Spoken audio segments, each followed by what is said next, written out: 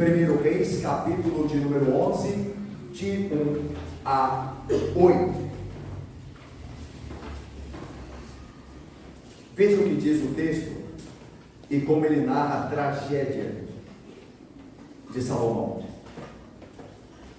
Ora, além da filha de Faraó, amou Salomão muitas mulheres estrangeiras, moabitas, amonitas, edomitas, sidônias e eteias, mulheres das nações de que havia o Senhor dito aos filhos de Israel: não caseis com elas, nem casem elas convosco, pois vos perverteriam o coração para seguirdes aos seus deuses. A estas se apegou Salomão pelo amor. Tinha 700 mulheres, princesas e 300 concubinas, e suas mulheres lhe perverteram o coração. Sendo já velho, suas mulheres lhe perverteram o coração para seguir outros deuses, e o seu coração não era de todo fiel para com o Senhor, seu Deus, como fora o de Davi, seu pai. Salomão seguiu a Astarote, deusa dos sidônios, e a Milcom, a abominação dos amonitas. Assim fez Salomão que era mau perante o Senhor, e não perseverou em seguir ao Senhor como Davi, seu pai. Nesse tempo, edificou Salomão um santuário a Quemos, a abominação de Moabe, sobre o monte fronteiro a Jerusalém, e a Moloque, abominação dos filhos de Amon. Assim fez para com todas as suas mulheres estrangeiras, as quais queimavam incenso e sacrificavam a seus deuses. Meus irmãos, muitas histórias da Bíblia possuem um final feliz. Nós poderíamos aqui nos lembrar de histórias que possuíram um final feliz, e talvez não teríamos tempo para tantas histórias que acabaram bem-aventuradas pela graça do bom Deus. Noé, por exemplo, pregador da justiça, Deus o livrou e a sua família no meio do dilúvio que destruiu a terra naquele tempo, o mundo antigo, e ele sobreviveu pelo poder de Deus, e ele foi fiel. Abraão, que história! Deus o tirou de Ur dos Caldeus, disse a ele para viver pela fé e para ir a um local ou uma região que Deus lhe mostraria, e ele pela fé assim agiu, e Deus o honrou segundo a sua graça e misericórdia, e vemos o pai Abraão descansando em paz, indo para a glória. José do Egito, que história a de José do Egito!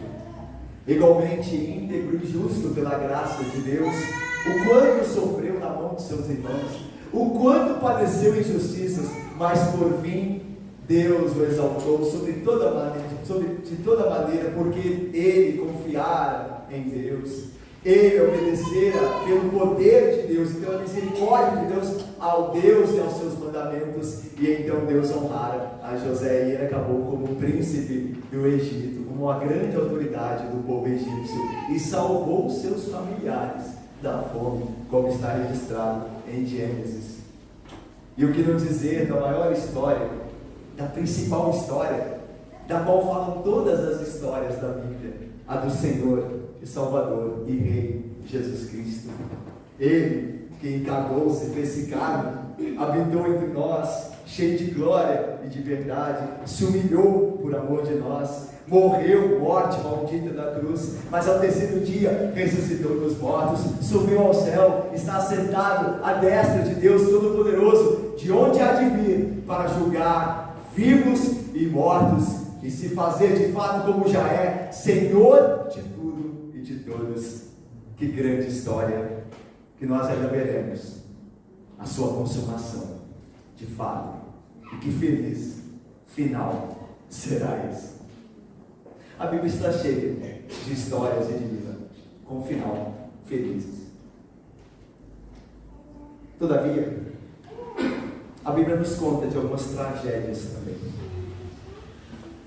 A Bíblia termina, de fato, algumas vidas de seus personagens em tragédia, em ruína. Nós podemos e poderíamos aqui resumir o enredo de uma tragédia. Shakespeare, por exemplo, era mestre em tragédias, em histórias de tragédias. Mas nós poderíamos resumir o enredo de uma tragédia. A tragédia é uma história, presbítero Otto, em que um grande homem faz uma escolha errada, cai em desgraça e às vezes, nem sempre, aprende com seus erros. A tragédia tem como enredo um herói, um grande homem, Diácono Felipe, um destaque, que por uma escolha errada entra em ruína e, por fim, algumas vezes, aprende com seus erros. Uma das tragédias mais tristes da Bíblia é a que temos diante de nós, a do rei Salomão. Irmãos, Salomão foi um dos maiores reis que o mundo já viu, um herói do seu tempo. Vimos durante os sermões pregados nos domingos à noite anteriores as glórias de Salomão, as construções que fizera Júlia, o templo glorioso que construíra em adoração a Deus, um expert no comércio marítimo. Quanto dinheiro Salomão fez para o reino, para o seu reino, o reino de Israel. Riquezas Salomão tinha abundantemente. A sabedoria de Salomão, reis, rainhas, como a rainha do sul, a de Sabá, andavam por toda a terra para ouvir da sabedoria de Salomão. Não houve de fato, com exceção do nosso Senhor Jesus Cristo, incomparável, não houve homem mais sábio na terra do que Salomão. O rei Salomão foi um grande homem, mas ainda não mencionamos aqui a coisa mais importante de Salomão, que ele teve o privilégio de ser e viver. Ele era um tipo de Cristo. O reino de Salomão apontava para um reino superior de Jesus Cristo. Salomão, de alguma forma e de alguma maneira que a Bíblia explica de maneira poderosa, apontava para o grande filho de Davi, Jesus de Nazaré. Que privilégio ser um tipo de Cristo. Salomão foi simplesmente um dos maiores homens que o mundo já conheceu. Pense na sua infância, por exemplo, em quem o cercava. Quem teve os privilégios que Salomão teve na infância? Ele era filho do rei Davi, do homem chamado amigo de Deus. Que privilégio ter um pai como Davi. Ele era filho de Betseba. Sim, a sábia Betseba, a fiel aliança que foi reivindicar o trono junto com o profeta Natã a Salomão, seu filho. Natã, ao qual citamos agora, o profeta, estava junto de Salomão quando ele era criança. Já pensou ter um pastor como Natã? Um homem fiel, um homem zeloso. Quantos privilégios! Pense no homem que Salomão havia se tornado no início do seu reinado. Ah, queridos, sim, Salomão era o tipo de homem que nós nunca jamais imaginaríamos que acabaria em tragédia. É o tipo de pessoa que alguém diria, qualquer um, menos Salomão. Qualquer um, menos ele. No entanto, no final de sua vida, como vemos aqui, ele fez uma das escolhas mais tolas, jamais feita. E como consequência, teve desastre para ele mesmo e para o seu reino. Por que esse texto é importante, querido pastor Rogério, Renata, Edmila, Daniel, Rodrigo, Isabel? Por que esse texto é para nós importante? Porque André Salomão, ele não foi de fato simplesmente um exemplo de tragédia para o mundo antigo, mas ele é para nós também. Talvez algumas pessoas dissessem algo semelhante a nós acerca do que disseram de Salomão, por exemplo.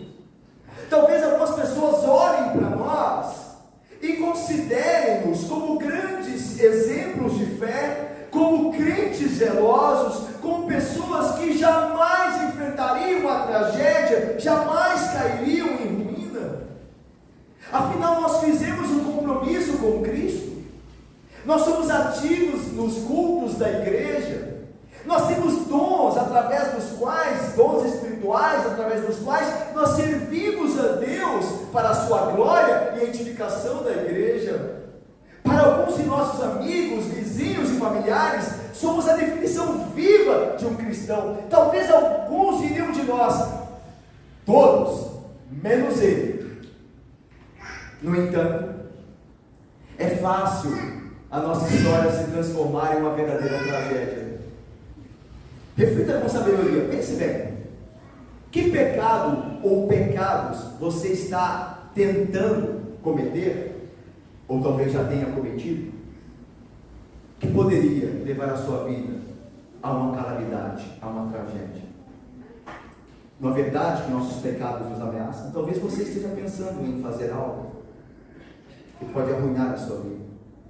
Talvez você já tenha, e eu, feito algo que poderia arruinar, e pela graça e misericórdia de Deus, não aconteceu. Mas há sempre uma possibilidade de tragédia, mesmo nas melhores vidas, naquelas mais piedosas, como a vida de Salomão. Se isso aconteceu com este rei sábio, irmãos, tão poderoso e tão grande, pode acontecer com qualquer um de nós. Por isso, o apóstolo Paulo diz o seguinte, a todos nós aqui: aquele, pois, que pensa estar em pé, veja que não cai. Meus irmãos, vejamos então nesse texto, e eu propositalmente vou dividir a pregação de hoje, uma primeira parte, agora, neste culto ao Senhor, e uma segunda parte, se Deus permitir e quiser, no próximo domingo. Nós vamos ver o texto hoje, e no final do texto, nós vamos tirar uma grande lição. No domingo que vem, nós continuaremos com esse texto, e vamos tirar uma segunda grande lição. Hoje nós veremos uma grande lição, no final da nossa exposição, desse texto, ok? E domingo que vem, nós continuamos. Veja o que o texto diz, e aprendamos com os erros de Salomão. Olha o que o texto diz, Bruno. Ora, versículo 1. Além da filha de Faraó, amou Salomão muitas mulheres estrangeiras, moabitas, amonitas, edomitas, sidônias e etéias. Irmãos, a palavra ou verbo amar aqui no hebraico tem conotação abertamente sexual. Aqui não é apenas o afeto que Salomão teve por essas mulheres, mas ele se envolveu sexualmente com elas, com muitas mulheres, sexualmente. Ele as amou, a estas mulheres estrangeiras, moabitas, amonitas, edomitas, sidônias e etéias. E o que todas essas mulheres tinham em comum? Elas vinham de povos que eram inimigos declarados de Israel. E Salomão as amou, se envolveu com elas. Naqueles dias, irmãos, era normal um rei ter muitas esposas. Nós já vimos isso em textos do Antigo Testamento. Ao contrário do que se pode pensar, não era todo o homem do Antigo Oriente Próximo que tinha muitas mulheres, viu? A maioria dos homens tinha só a mulher dele, como é hoje, tá? Às vezes se pinta um quadro do Antigo Testamento que todo homem parece que tinha muitas mulheres. Irmãos, não dava para sustentar nenhuma mulher direito, quanto mais muitas mulheres. Os reis tinham isso. Os reis tinham muitas mulheres. Mas os homens, o Afeganistão normal, como brincam, era uma só, e com dificuldade.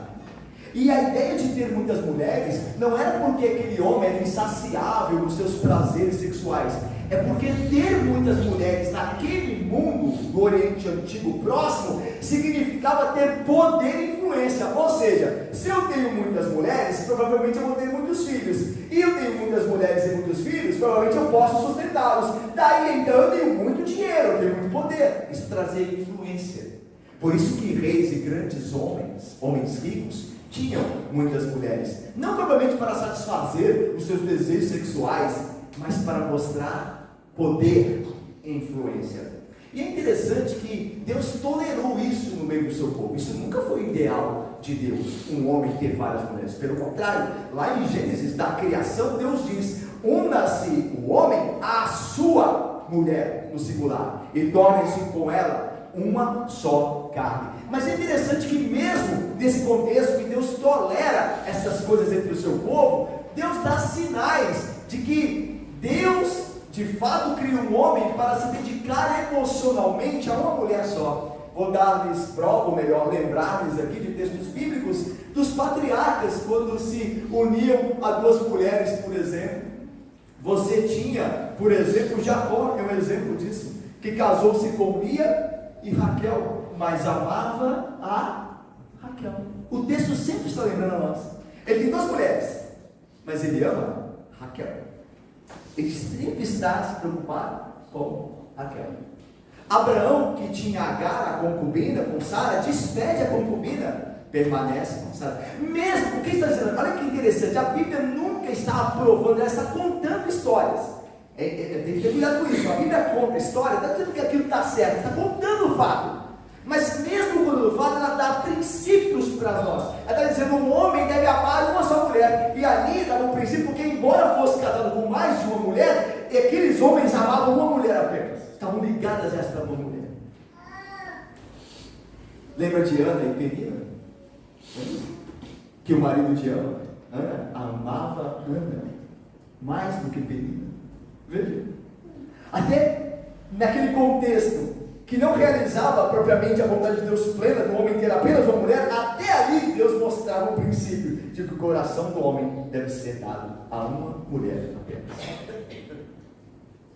Mas Salomão não fez isso. A Bíblia diz que a questão não era só política, era política também. Olha só, fica claro que era política quando diz que Salomão se envolveu também com as princesas, diz o texto. Olha o versículo 3. Tinha 700 mulheres, princesas, e 300 concubinas. A ideia de princesas eram filhas de reis. Então havia um aspecto de interesse político, de alianças políticas. É claro que havia. Nós sabemos que casamentos, até hoje, de certa forma, acontecem, mas muito mais no mundo antigo. Quando alguém se casa por interesse econômico ou por influência de fato sobre povos, então se une um homem de uma nação e uma mulher de outra, para que as duas nações entrem em uma aliança. Aqui havia esse interesse, porque Salomão se une a princesas também, mas ele não ficou só nisso, na questão política. E veja o pecado dele, ele está preocupado com o poder também. Aliás, os homens sempre caem nessas áreas, né? Poder e sexo são áreas a sempre tentarem os homens: poder, influência e sexo. E Salomão aqui está sendo seduzido e deixa-se conduzir por essas duas tentações: poder e sexo, uma vez que ele não se envolveu só politicamente com essas mulheres, mas como a Bíblia diz, ele as amou. Mas pior do que isso, fica pior do que isso. Como se não bastasse ele tomar inimigas do povo de Deus para serem suas esposas, preocupado com poder e sexo, ele passa a adorar os deuses delas. Olha o que diz no texto, versículo de número 2: mulheres das nações, de que havia o Senhor dito aos filhos de Israel: não caseis com elas, nem casem elas convosco, pois vos perverteriam o coração para seguires os seus deuses. A estas mulheres e a seus deuses, obviamente, porque elas trazem junto isso, se apegou Salomão pelo amor. Aliás, é interessante isso, que nem todo amor é bom, né? Aliás, esse mundo mal se utiliza do termo amor para fazer valer tudo. Então todo amor é lícito, e nós muitas vezes caímos nesse tipo de falácia. Então, é amor, ele ama, então está justificado, ele ama. Você fala assim: eu amo, faço por amor, não está justificado, ninguém discute isso não. Não. Há amores na Bíblia que Deus condena. A Bíblia diz assim: não ameis o mundo. Há um amor na Bíblia que é contra Deus. Então, irmãos, amor por amor não justifica nossas atitudes, a não ser que o nosso amor seja de acordo com o amor que vem de Deus, aquele que é aprovado pela palavra. Então nós achamos hoje que todo tipo de amor é mal. Mas Deus condena o amor mundano, o amor segundo o mundo. Então nem todo amor é louvável. Ok? Isso é importante saber. Mas aqui diz o texto, o autor de 1 Reis, diz que Salomão perverteu-se, casando-se com mulheres que o Senhor Deus havia dito para não se casarem. Irmãos, lá em Deuteronômio 7, eu vou ler o texto aqui para os irmãos, diz assim, olha só, na lei de Moisés existia uma ordem expressa, clara, para os filhos de Israel não se casarem com mulheres estrangeiras. Diz assim o texto: quando o Senhor teu Deus te introduzir na terra a qual passas a possuir, que era Canaã, eles estavam indo para Canaã, e tiver lançado muitas nações diante de ti, ou seja, vencido as nações diante de ti, os heteus, os girgazeus, os amorreus, os cananeus, os ferezeus, os heveus e os jebuseus, 7 nações mais numerosas e mais poderosas do que tu, e o Senhor teu Deus as tiver dado diante de ti para as ferir, totalmente as destruirá. Não farás com elas aliança, nem terás piedade delas, nem contrairás matrimônio com os filhos dessas nações. Não darás tuas filhas a seus filhos, nem tomarás suas filhas para teus filhos. Por quê? Porque Deus é um Deus cheio de não me toques, e Deus não quer e pronto e não dá razão. Não, diz Deus por quê? Pois elas, não façam isso, pois elas fariam desviar teus filhos de mim, para que servissem a outros deuses, e a ira do Senhor se acenderia contra vós outros, e depressa vos destruiria. Deuteronômio 7, 1 e 4. Deus não é um Deus caprichoso. Deus não quer que nós o obedeçamos sem nos dar a razão disso. Deus quer o nosso obediência. Deus quer o teu.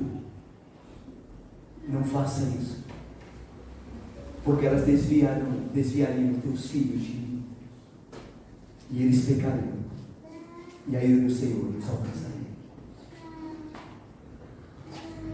Tolamente, Salomão não respeitou essa advertência, e nós estamos lidando com Salomão. Quanto mais nós devemos estar atentos. O problema com essas mulheres estrangeiras não era a sua etnia. Irmãos, a Bíblia nunca proibiu o casamento multiétnico. Veja Ruth, a Moabita, do maravilhoso livro de Ruth, casada com Boaz, o israelita. E Deus abençoou a casa de Boaz e Ruth, porque Ruth disse: o teu Deus será o meu Deus. Não disse a Boaz, ela disse isso antes de conhecer Boaz. Ela havia se convertido antes de conhecer Boaz. Ela disse isso a Noemi. E Deus abençoou, e eles se casaram. E Ruth está entre as antecessoras ou antepassadas do próprio Senhor Jesus Cristo. Não é uma questão de etnia. Deus nunca teve problema com isso. Pelo contrário, Deus sempre aprovou em sua palavra. O problema era a religião. É no que estas mulheres criam. As mulheres que se casaram com Salomão não acreditavam em Deus, não serviam ao Deus único e verdadeiro, e viam de nações pagãs, nações inimigas do Senhor. Mas Salomão não fica por aí não. Ele vai mais, a tragédia é maior ainda. Ele passa a se envolver com ecumenismo. Ele passa a adorar outros deuses. Como se não bastasse Salomão ter não só casado com mulheres, violando o mandamento de Deus, né, que é proibido se juntar a mulheres de outras nações. Salomão começa agora a se inclinar à adoração de outros deuses. Olha o versículo 3 até o 6. Olha aí, vamos ver juntos? Tenham comigo, por favor, me ajudem aí, como vocês têm sempre bonito aí. Tenhamos.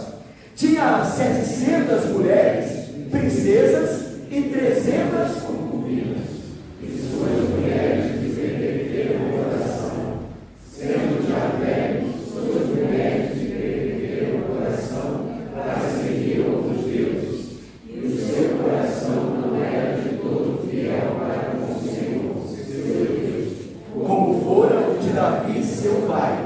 Salomão seguiu a Astarote, deusa dos Sidônios, e a Milcom, abominação dos amonitas. Assim fez Salomão o que era mal perante o Senhor, e não perseverou em seguir ao Senhor como Davi seu pai. Veja, irmãos, o coração de Salomão seguiu a Astarote, deusa dos Sidônios. Ele mesmo se envolveu com a falsa adoração, com os falsos deuses. Irmãos, nós estamos lidando com Salomão. Lembra que o homem que fez aquela oração linda lá no capítulo 8 que nós passamos por ela? É o mesmo homem. Ele se envolveu com falsos deuses. E veja o versículo 7. Olha, ele foi mais ainda, de corrupção a corrupção. Nesse mesmo tempo edificou Salomão um santuário a Quemos. Veja, irmãos, o homem que edificou um santuário ao Senhor, agora está levantando um templo a um Deus pagão, abominação de Moabe. E olha o lugar que ele fez isso. A gente pensa às vezes que informação geográfica na Bíblia não tem importância. Irmãos, na Bíblia tudo tem importância, até vírgula tem importância na Bíblia. Olha o local que ele edificou esse monte. Sobre um monte fronteiro a Jerusalém, ele edificou esse monte. O monte fronteiro a Jerusalém é a montanha a leste de Jerusalém, que é o Monte das Oliveiras, irmãos. É o monte que fica diante do templo, de frente ao templo. Se você, não sei se você já esteve lá em Jerusalém, se alguém aqui já esteve, sabe que se subir ao cume da montanha, lá do Monte das Oliveiras, e olhar de frente ao leste, vai encontrar o templo do Senhor naquela época. Agora está destruído, tem uma mesquita lá. Mas naquela época encontraria o templo do Senhor, olharia de frente da casa do Senhor. Salomão construiu uma casa de um falso Deus. Veja como o coração dele foi corrompido, irmãos. Veja que a tragédia alcançou alguém crente e o corrompeu. Ele provocou ao Senhor. Ele não pensou assim: deixa eu construir esse templo bem longe de Jerusalém, para que o Senhor não seja provocado. Não, ele construiu o templo da divindade pagã, do falso Deus, em frente ao templo do Senhor. E diz o texto: ele também edificou a Moloque, abominação dos filhos de Amon. Assim fez para com todas as suas mulheres estrangeiras. A ideia aqui é que ele edificou um templo para cada uma delas, ou seja, para cada nação das quais que eram as mulheres estrangeiras de Salomão, as quais queimavam incenso e sacrificavam aos seus deuses. Salomão não só conduziu-se a si mesmo em idolatria, como incentivou aqueles que estavam debaixo dele, que deveriam adorar ao Senhor, pelo seu incentivo, a também continuarem adorando os falsos ídolos. Eu vou separar aqui dois ídolos desses citados que são de importância. Astarote, citada no versículo 5, era a deusa dos fenícios, e também os cananitas adoravam Astarote. Astarote, irmãos, era a deusa do sexo, era a deusa dos cananitas também, que era adorada por meio de orgias sexuais. Então não é à toa que Salomão começa lá no início do texto amando as mulheres. E a gente já viu que o verbo lá tem conotação sexual, tendo relações sexuais com muitas mulheres, e por isso ele também adorava Astarote, a deusa do sexo. E ele construiu um templo, irmãos, por incrível que pareça, irmãos, a Moloque. Moloque é um deus talvez menos conhecido, mas era adorado através de sacrifícios de crianças. Lá em Jeremias, o profeta Jeremias, no capítulo 32, versículo 35, vai falar que ofereceram seus filhos e filhas a Moloque. Salomão fez um templo a este Deus. Irmãos, quem está seguro? Eu e você? Se isso aconteceu com Salomão, quem é que está seguro? Eu e você? Sem Cristo, eu e você estamos seguros?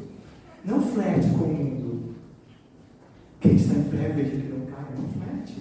Você não tem esse poder todo que você acha que tem, senão em Cristo. Nós estamos lidando com alguém que foi um grande erro. Depois de Cristo, o homem mais sábio. E veja a que ponto ele chegou. Salomão se deu a tolice, a loucura. A Bíblia diz que ele fez o que era mal perante o Senhor, diz no versículo 6, e não perseverou em seguir ao Senhor como Davi, seu pai. Irmãos, o pecado é sempre tolice. Salomão está adorando esses deuses, esses deuses, Yahvé havia, o Deus verdadeiro, havia vencido esses deuses. Por que Salomão se daria a adorá-los? Esses deuses são fracos, esses deuses são falsos, eles foram julgados quando Deus deu a Salomão os reinos da terra. Salomão conquistou muitas nações, esses deuses tinham se provado falsos, fracos, falhos, mas Salomão está adorando esses deuses ao invés de adorar Yahvé, porque o pecado cega. O pecado cega. O pecado nos leva à loucura, nós não pensamos. A nossa sabedoria é anulada quando nós nos entregamos a uma vida de pecado. Nós vivemos, irmãos, isso é importante para nós, porque nós vivemos diante das mesmas tentações que fizeram Salomão cair. A tolice perversa de Salomão é muito familiar a nós. Por quê? Porque os pecados que ele cometeu são igualmente comuns hoje. Você vê pessoas cometendo os mesmos pecados. Nós estamos vivendo uma sociedade louca por sexo, em que quase tudo tem apelo sensual. Por exemplo, a procura de intimidade. Os jovens da igreja muitas vezes são tentados a fazer o que Salomão fez, se relacionando com pessoas que não são crentes, que estão fora da igreja, em busca de intimidade, ao invés de esperarem no Senhor, para se casarem no Senhor, em busca de experiências de intimidade, fazem aquilo que Salomão fez. Não sabem esperar em Deus, estão construindo a sua própria ruína. E mais ainda, jovens que não só se envolvem com pessoas não crentes, mas acrescentam a isso pecado, tendo relações sexuais antes do casamento. Irmãos, não se enganem, isso não é incomum hoje. Isso não é incomum hoje. Jovens dentro da igreja, praticando imoralidades. Olha o que Paulo diz: não tenham desejo de lascívia, como os gentios que não conhecem a Deus, e que nessa matéria de desejos sexuais ninguém ofenda nem prejudica seu irmão, porque o Senhor contra todas estas coisas, como antes já avisamos e testificamos claramente, é o vingador, porquanto Deus não nos chamou para a impureza, e sim para a santificação. Irmãos, que solenidade possui essa advertência. Paulo diz: não prejudiquem ninguém tendo relação sexual com ela antes de se casar. Você não pode garantir nada a ele, você está prejudicando. E Deus, quanto a essas coisas, é o vingador. Ele é o vingador dessas coisas. Sabe por quê, irmãos? Porque o casamento, ele testifica de Cristo. O casamento fala de Cristo. Paulo vai falar em Efésios que o casamento é um testemunho de Cristo, porque assim como Cristo amou a igreja, assim maridos, amai vossas esposas, e assim como a igreja é submissa a Cristo, assim mulheres, sejam submissas em tudo ao vosso marido. O casamento é um drama da glória de Cristo e sua igreja. Quando alguém abusa de alguém, defrauda alguém, dizendo que é amor ou que seja, Deus não suporta. Deus é o vingador contra essas coisas. Salomão caminhava por este pecado que nos é igualmente tentador hoje. Está no meio de nós, irmãos, da igreja evangélica. Mas Salomão também pecou com o ecumenismo. E também é uma tentação para nós. Quantos crentes, irmãos, são envolvidos com outras religiões? Acham que toda religião leva a Deus, conduz a Deus. Muitos crentes acham que nós não podemos ser duros e exortarmos verdadeiramente outras religiões, porque nós temos que respeitar a religião das pessoas. O que é importante é ter fé. Eles são tentados, como fora Salomão, em fazer uma miscelânea, uma mistura, a praticar o ecumenismo, de todos os caminhos levam a Deus e ficarem bem, porque o final é isso mesmo, querem ficar bem com todo mundo, sem de fato exortar ninguém, sem mostrar que Cristo é o único caminho. Meus irmãos, essas coisas nos tentam ainda hoje, elas estão ao nosso redor. Por isso Salomão é o exemplo perfeito para a nossa geração. Salomão parece ser o rei perfeito para a nossa era pós-moderna. Seus pecados ainda estão muito presentes em nosso meio, o que significa que nós mesmos, Lucia e Leila, corremos o mesmo risco de uma tragédia. Se nós não aprendermos com seus erros, podemos cair em tentação sexual, todos nós aqui, eu e vocês, irmãos. Ninguém está salvo, senão em Cristo. Nós podemos cair na orientação sexual, nós podemos casar com um credo, nós podemos nos envolver com uma falsa religião. Estas coisas nos ameaçam, como ameaçaram a Salomão, fizeram com que ele caísse. Como eu disse a vocês, irmãos, eu tenho uma grande aplicação a fazer agora nesse sermão de hoje. E no próximo domingo, se Deus permitir, uma segunda aplicação desse mesmo texto. E eu vou agora para o ensino. Eu queria que nós saíssemos daqui hoje com ele em nossa mente e coração, acerca de tudo isso que vimos sobre a tragédia de Salomão. E eu queria pensar com vocês aqui, nesse momento, sobre a seguinte verdade: todo aquele que cai em uma tragédia, começa a cair nessa tragédia de pecado muito antes da desgraça total. Todo aquele que termina em desgraça total começa muito antes, cedendo a pequenos pecados. Salomão amava a Deus, na verdade. Lá em 1 Reis 3,3 diz que ele amava o Senhor. Só que aqui no texto agora diz que ele amou as muitas mulheres estrangeiras. Como é que ele mudou? O que fez Salomão mudar? Cláudia, José, minha irmã, por que ele mudou? Ele amava a Deus, como nos diz lá no 1 Reis 3, e agora diz o texto que ele amava as mulheres estrangeiras. Será que Salomão acordou um dia, quando um belo dia falou assim: eu não vou mais amar a Deus não, eu amei a Deus até ontem, hoje eu vou amar as mulheres estrangeiras, hoje eu vou amar o mundo? Será que foi assim, Alice? Que Salomão mudou?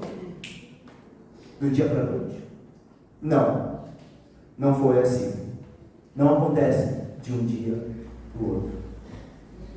Salomão não acordou certo dia e de repente deixou de amar a Deus e começou a amar outras pessoas e o mundo e as coisas do mundo.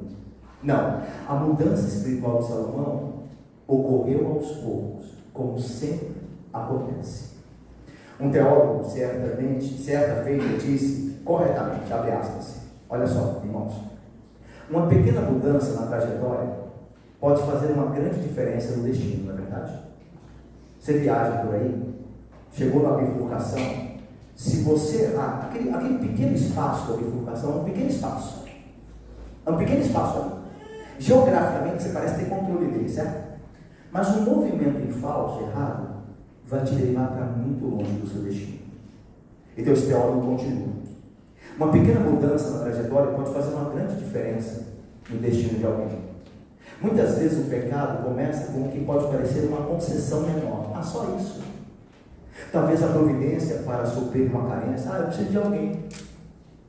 Eu preciso de um namorado. Eu preciso de uma namorada. A igreja não tem. Eu tenho que suprir isso. Qual o problema? Pessoas namoram, certo? Ou uma breve indulgência para aquele desejo. O desejo, por exemplo, de ter algo que pode comprometer o orçamento, te meter em dívidas, para que você dê mau testemunho, escandalize a igreja. Só isso? O que custa? Só mais uma coisa para comprar? É pouca coisa, e de pouco em pouco você vai se endividando, vai tendo problemas financeiros, a igreja vai sabendo, e você assim prejudica o nome de Cristo. Salomão foi cedendo aos poucos. Vocês se lembram lá de 1 Reis 3:1? Está longe, né? A gente está no capítulo 11 agora. Mas lá em 3:1, quando Salomão começa a reinar, diz o texto que ele se casou, você lembra? Com a filha de quem? Muito bem, vocês lembram? Muito bem. Ele se casou com a filha de Faraó. Ele começou casando-se fora da fé. Mas qual o problema? Todo rei tem uma mulher estrangeira. Qual que é o problema? Isso faz parte. E ele começou lá com uma mulher. Mas uma mulher que não era crente. Uma mulher que não cria em Yahvé. E aos poucos ele foi se envolvendo com essas coisas. Irmãos, além disso, de vez em quando Salomão costumava adorar nos lugares altos dos cananeus. 1 Reis 3:4 diz lá. É interessante que 1 Reis 3, capítulo 3, dá muitas dicas de como Salomão aos poucos ia se envolvendo com o paganismo. A gente às vezes não percebe. Mas quando nós pregamos esse texto, nós lembramos que Salomão adorava a Deus em lugares que eram para adoração dos cananeus. Ao invés de destruir aqueles altos, ele usava aqueles altos para adorar a Deus. Ele devia ter destruído aquilo. Mas ele quis aproveitar. Não tem problema, vamos aproveitar a estrutura. A gente adora a Deus aqui. E não era o correto. Então, aos poucos, ele vai tomando decisões erradas, que vão lhe custar muito posteriormente. Deus, por exemplo, havia instruído os reis de Israel, especificamente, de não construírem para si, ou constituírem para si, uma cavalaria, um exército, ou acumulasse para si mesmo excessivas quantias de prata e de ouro. Salomão fez tudo isso. Aos poucos ele foi tendo mais dinheiro, acumulando mais homens ao seu serviço. Aos poucos ele foi construindo a sua tragédia. Ele nunca decidiu, Salomão, explicitamente parar de amar a Deus. Como eu falei, ele nunca disse. Ele nunca decidiu, eu vou parar de amar a Deus. Ele nunca decidiu. No entanto, quanto mais ele passava a amar essas coisas do mundo, menos ele amava a Deus. E é assim que acontece. Quanto mais nós gastamos tempo vendo séries que não nos ajudam, que ensinam coisas pagãs, imoralidades, perversão, menos amor a Deus nós teremos. Quanto mais nós desenvolvemos ouvindo artistas que são pagãos, que são ímpios, cantando, ouvindo aquilo o dia todo, quanto menos nós amaremos a Deus. Porque isso vai enchendo o nosso coração, vai tomando o lugar de Deus. E às vezes são coisas que não tem problema nenhum, porque o dinheiro em si, a vida, não tem problema nenhum, o sexo em si, não tem problema nenhum dentro do casamento. Só que o amor a essas coisas, o apego a essas coisas é o problema. Não se engane, a tragédia começa aos poucos. E aí eu passo aqui para algumas perguntas para nós. Quais são as escolhas que nós estamos fazendo hoje mesmo? E aonde elas nos levarão no final? Irmãos, eu não conheço a vida de vocês como Deus conhece, e nem vocês a minha como Deus conhece. Mas quais escolhas você tem feito dia após dia? E aonde essas escolhas te levarão? Aonde esses pequenos passos te conduzirão? Nossos próprios pecados podem parecer relativamente pequenos e facilmente justificáveis. Alguém poderia dizer: não preciso, como a gente falou aqui, né? Eu não preciso deixar de comprar isso, é tão barato. Aí vê outra coisa no outro dia: isso aqui também é tão barato, isso aqui é tão barato. E vai se endividando. Não tem controle sobre a cobiça, ama os bens terrenos, quer ostentar e vai comprando. Depois se envolve em dívidas terríveis, causa problema em sua família, traz escândalo à igreja. Às vezes tem pessoas que nunca se recuperam. Talvez alguém possa pensar: essas imagens aqui desse filme, elas não são tão pornográficas assim. Aparece uma nudez lá no filme, isso aqui não tem problema, é uma nudez artística. É nudez artística, isso aqui não tem problema. Isso aqui todo filme tem. Aí alguém diz: se eu tiver que parar de ver filme e ter nudez, eu não vou ver filme não. Irmão querido, não veja. É muito menos do que tomar a cruz que Cristo tomou. Não veja. Não deixe Satanás sugerir a você que não tem problema nenhum. Porque a sutileza de Satanás é essa. É justificar pecados. Alguém pode pensar assim: isso não é tão pornográfico, tem coisa pior. Quando começa a se envolver com alguém que não é crente, na faculdade, no trabalho, no colégio, qual é o problema? Eu estou carente. É bom ter uma relação com alguém, afinal eu tenho que ser sal da terra e luz do mundo. Não é mal, excelente justificativo. Eu tenho que ser sal da terra e luz do mundo. Ok. Eu só queria um versículo que diz que se envolver emocionalmente com alguém é o meio para isso. Só um versículo que diz que se envolver emocionalmente com alguém, o homem ou a mulher se envolver fisicamente, é um meio de evangelização. Só um. Não tem. Mas nós somos mestres em justificar o que queremos. Eu preciso me relacionar. Eu vou ser antipático, eu vou ser antissocial. São as coisas que nós falamos. Eu não me importo se ele é cristão ou não. O garoto que eu estou me envolvendo com ele. Ele é uma boa pessoa. Eu vi uma vez, há muito tempo atrás, uma senhora que se casou com um homem que não era crente.